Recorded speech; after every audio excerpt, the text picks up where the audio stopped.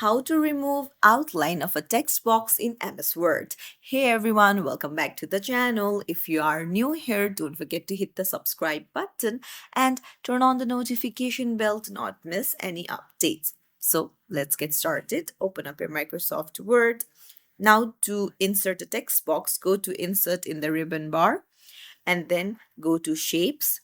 Now here you'll find text box at the very top. Just tap on it and then you just need to double click and then choose the area of the text box. Now here you can see there is a black border. Now if you want to remove it, you need to go to shape outline and then go to no outline.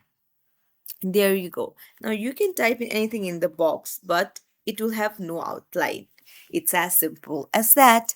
If you found this tutorial helpful, don't forget to like the video and subscribe to our channel for more tips and tricks.